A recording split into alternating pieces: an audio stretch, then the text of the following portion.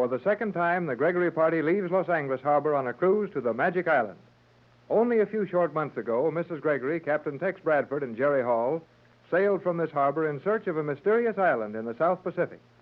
An island on which a little white girl was supposed to be living with a strange colony of people.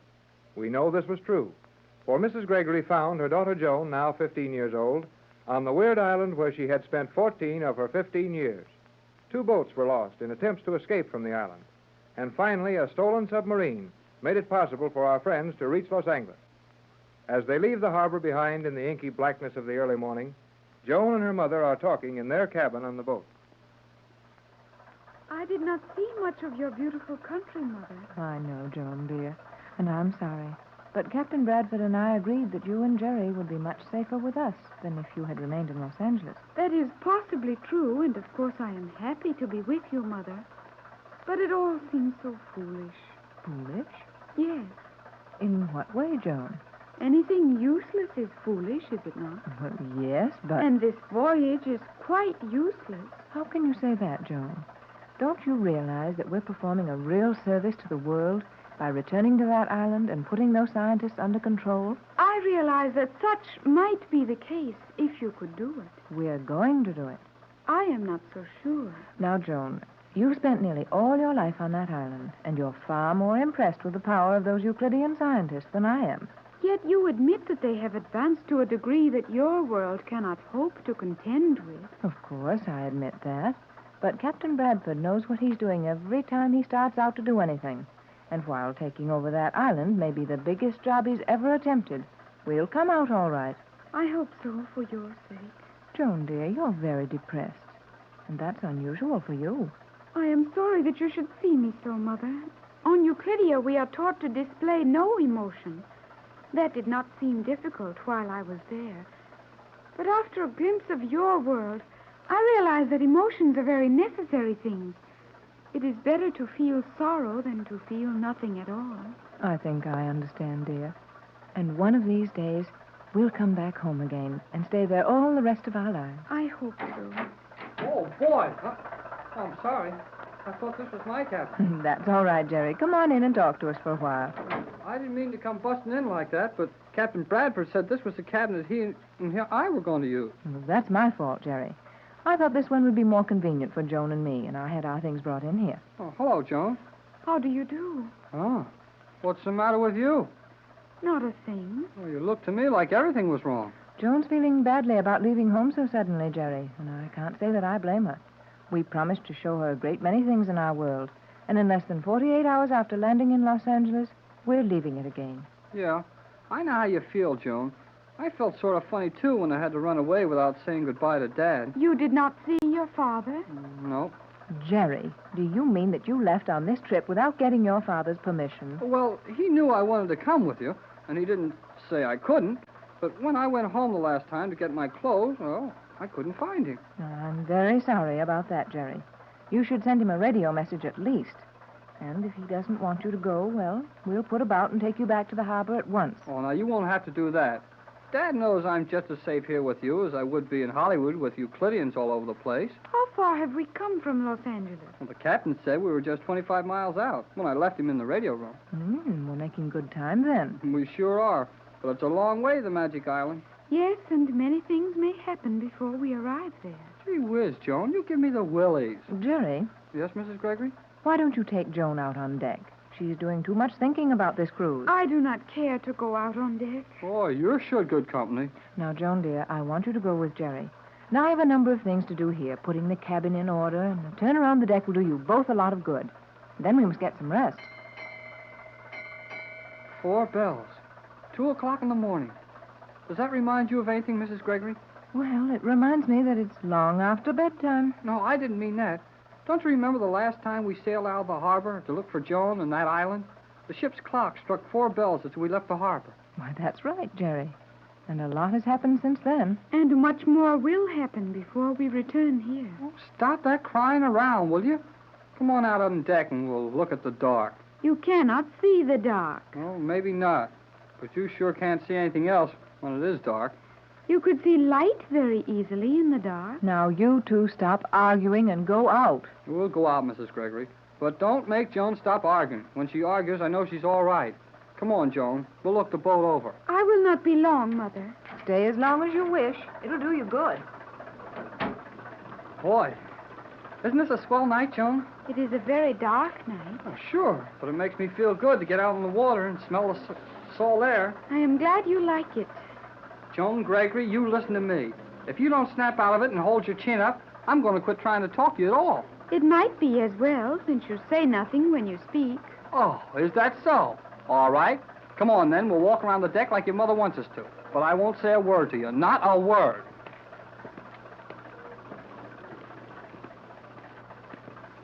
Did you hear me? I'm not going to talk to you. Very well.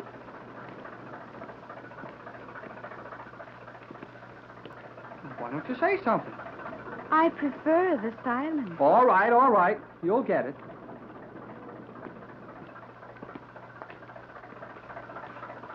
Sounds sort of funny when I don't talk, huh? I could not say. You are always talking. What's the matter with you? You don't like it when I talk, and you don't like it when I keep still. You don't like it in the cabin, and now you don't like it out here on the deck.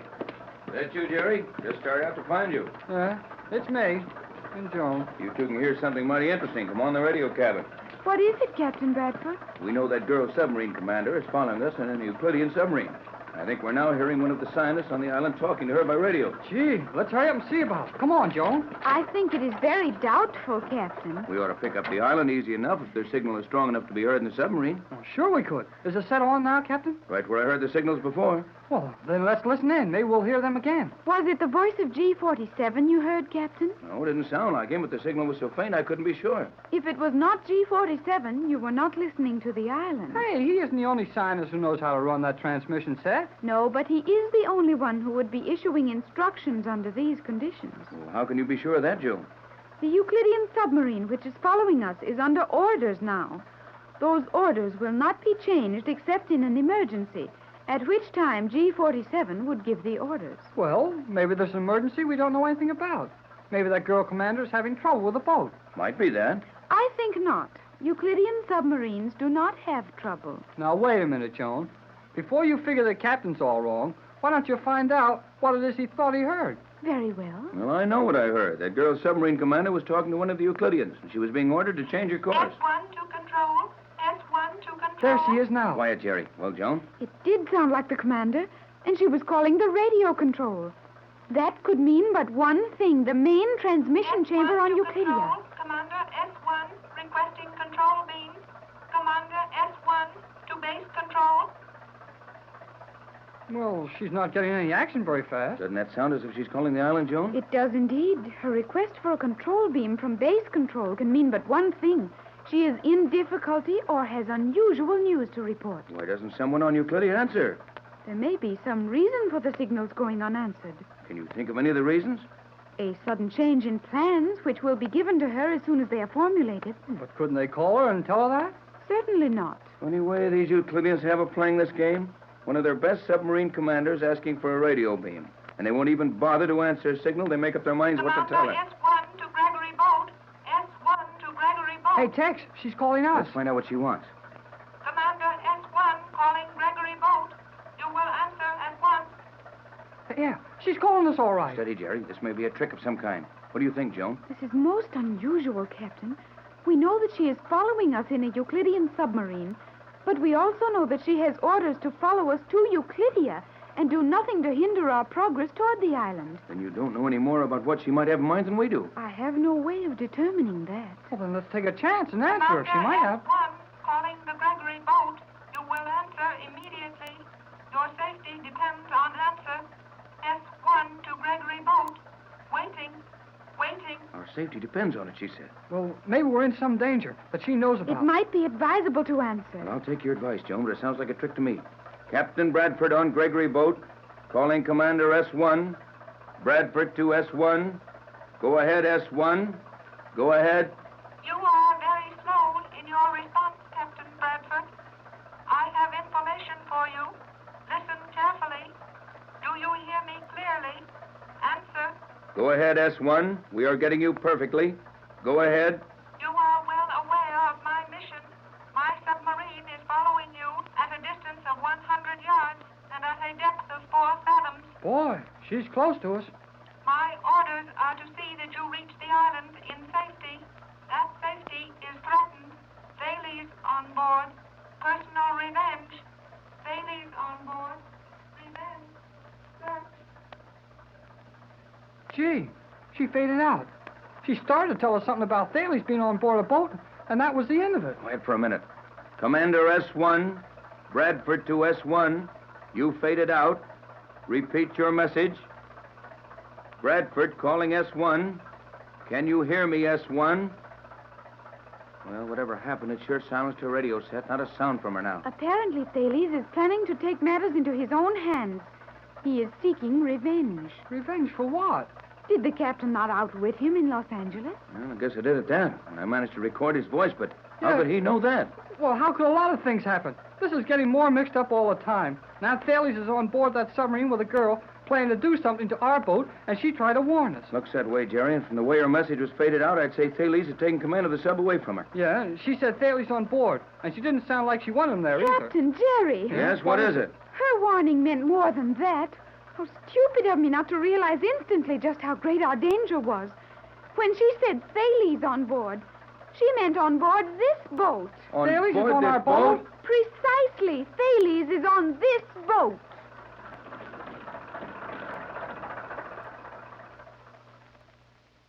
During the time when Mrs. Gregory and her friends were prisoners on the island of Euclidia, they were helped more than once by the beautiful young girl who commands one of the Euclidean submarines. Now it seems that the girl is helping them again. As the boat carrying the Gregory party leaves Los Angeles Harbor and strikes out into the open sea, Captain Bradford receives a strange message on the boat's radio. Jerry Hall and Joan Gregory join the captain in the radio room. They hear the voice of the girl submarine commander warning them that Thales, the Euclidean electrical wizard, is on board their boat. The captain begins a search of the boat and sends Jerry to remain with Mrs. Gregory and Joan. But, Joan, dear, I can't believe it. I can't figure out how that guy could be on board, but the girl submarine commander seemed to be pretty sure he was. Where could he be hiding? The captain is now making a thorough search of the boat. Well, this isn't a very large boat, Joan. It doesn't sound possible. I think, Mother, we will find that the submarine commander was correct. Those Euclideans don't make many mistakes, but there isn't much room on here for anybody to hide. What are the accommodations? This cabin of ours, Joan, and we're sure no one is hiding in here. Granted. Then the cabin that Jerry and the captain are sharing. Well, there's nobody under my bed. I looked. That leaves only the radio cabin, which is out of the question as a hiding place, and the small cabin shared by the engineer and cook. That is our entire personnel. Yep, that's all of them. The cook and the engineer stand watches at the wheel in the daytime, and Tex and I take turns at night. So you see, Joan, with a crew of that size and barely room to accommodate all of us, the chances of some man being a stowaway are very remote. Yes, it would be very difficult to hide on this small boat. And there's mighty little space down below. We're carrying extra fuel drums in every place we can squeeze one in. Johnson sure knows how to load a boat. Of course, we're short-handed, but no one knows what conditions we'll have to face at the island. And we must have room for our old boat captain and engineer when we're able to rescue them. Golly, that's right. McLeod, the Scotch engineer, and the old Yepanope skipper are still prisoners on the island. They will not be harmed, I think. Probably not, but they must be very worried about what's going to happen to them and what's happened to us. Well, at the speed this boat's making, it won't be many days until they find out. Jerry, do not allow yourself to be carried away by a false feeling of security. That girl commander said Thales was on this boat. Therefore, Thales is on this boat. Well, he isn't here if he can't be found, Joan. I would not depend on that, Mother. Now, look, Joan, you're getting scared over nothing. Well, we'll soon know what Tex has learned. Come in. What'd you find out, Captain? Come in and tell us, Tex. I didn't find out a thing. I've been all over this boat with a fine-tooth comb. There's no one on board but ourselves, the engineer, and the cook. Now, what did I tell you, Joan? Are you quite sure there is no room for a stowaway? It's out of the question. Remember, this boat is a whole lot too small for the trip we're making. Every spare inch of space is crowded with fuel drums. There isn't a place for a cat to hide and stay hidden. I can believe that, Tex. And how in the world you got as much stuff on board as you did is beyond me. But if this Euclidean is not on board, what did that girl's message mean? Oh, I think it was just done to scare us. And you still insist that Commander is friendly toward us? Well, I don't know. No, I think her advice was honest enough. She may have known that Thales intended to stow away with us. He didn't get on, so we can quit worrying about it. Captain Bradford, Yes, Joan? Who are the other two members of the crew? Oh, Joan, your mother told you, the engineer and the cook. Yes, but I mean, who are they? How long have you known them? Why, Joan, you don't suggest Yes, that... Mother. That is just what I do suggest. I'm afraid you're way off on that, Joan. Johnson and I have known both men for years. Golly whiskers, Joan. You don't expect to find one of those Euclidean scientists working for your mother, do you? Is it so impossible? Mother and the captain have been associated with many men of science. You're all wrong, Joan. But I'll get them in here. Let you question them if you want to. I think it advisable. Joan, you'll be very careful, won't you? Careful. Yes, careful about your questions. If either of these men felt they were suspected of anything, it would be unfair to them, and they wouldn't be inclined to give us their best efforts during the cruise. I understand, Mother. I will be careful. All right. Jerry, Yes, sir. go out and send the cook in here, will you? Just tell him I'd like to see him for a moment. Okay, I'll get him. And you might stay there with the engineer until the cook comes back and try and act innocent. Oh, I got it, sir. I'll send the cook right in. Now, Joan, I'd like to add just a word of warning to what your mother told you. Both of these men have worked for us and with us for years. And they're going to be mighty sensitive about any questioning as to their loyalty to us. I understand perfectly, Captain. Now, this cook who is coming in first, who is he? He's Chinese, named Jim Lo. We picked him up 9 years ago when your mother and I went to the forbidden city of Tibet.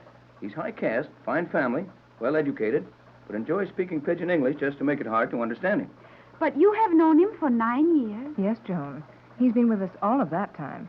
When he was not on a trip with the captain and me, he was with Johnson in Los Angeles. If you please, let me do all of this. Very well, Joan. Come in. You want to see me, Captain? No, Jim. My daughter Joan wanted to see you. I see daughter Joan. Daughter Joan, see me. What she want? A long time ago, when I was a little girl, a Chinese gentleman lived on the island where my home was. I wanted to know if you could be the same. You look very like the man I know. All Chinese look alike to blind American who can see only color of skin. I have never lived on island.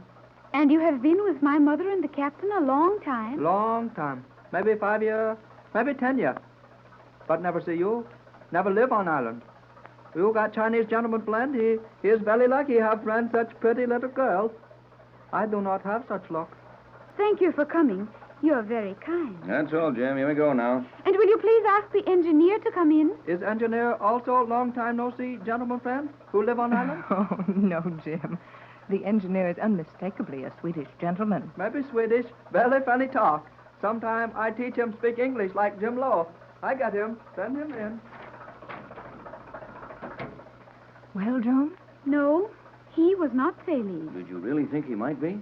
I think it would be wise to suspect everyone. But if Thales had been Chinese, wouldn't you have known that a long time ago? No. Everyone on Euclidia wears the dark glasses which control the ultraviolet light. The color of the skin or of the hair, the sound of the voice, all those might be a part of a disguise. Only the eyes remain the same. On rare occasions, I have seen a few of the Euclideans without their glasses. I will know Thales by his eyes. Well, you won't find out much from our engineer. He's a Swede, and a very broad one at that. But he's been around us too long to have any connection with that island. You are probably right, Captain. Nevertheless, it will be interesting to observe him closely. I was wondering, Joan, if it might not be better to let the captain question Mr. Peterson. He can ask him a lot of routine questions about the boat, and that will give you an opportunity to study him. Good idea. We will try it that way. Come in. Right on in, Pete. Oh, I am in now. Good evening, Mr. Peterson. Good morning, Mrs. Gregory.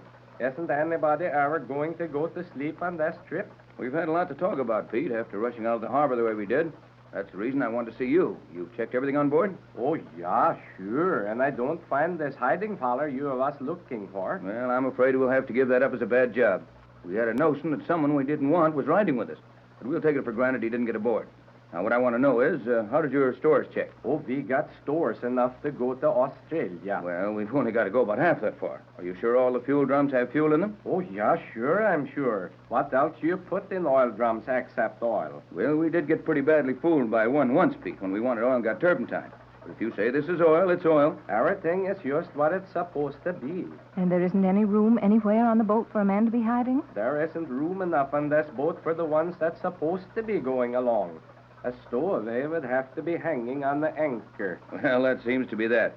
How can either of you think of any other precautions we might ask Pete to take? I'm sure I can't. Perhaps Joan. Oh, Mr. Peterson, this is my daughter, Joan. How do you do? Hello to you, too. Mr. Peterson, are you sure the cook is capable of handling this boat while you are not on watch? Jim Lowe can handle anything, Miss Joan. Was there anything else, Captain? No, guess that's all of it, Pete. You and Jim figure out the watches, and Jerry and I'll split with you. Oh, yeah, sure. We figure him out.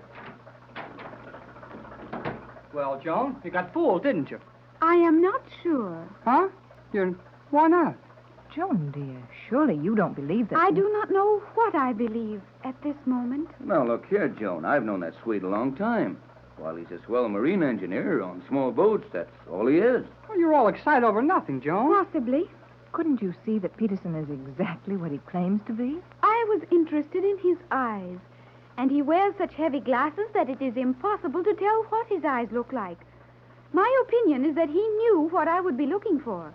Did you not notice that he stared at me, even though he was addressing others in this cabin? I noticed that, but I thought it was just because he hadn't seen you before. I should think he'd try to avoid looking at you if he was afraid you'd recognize him. No, it is impossible to study the eyes through glasses such as he wears. But if he had turned his head, I might have seen his eyes behind the glasses from the side. But, Joan, your mother and the captain have known Peterson for a long time. Yes, Jerry. We've had him with us on several of our cruises. Do you know what his activities were between those cruises? No, not exactly.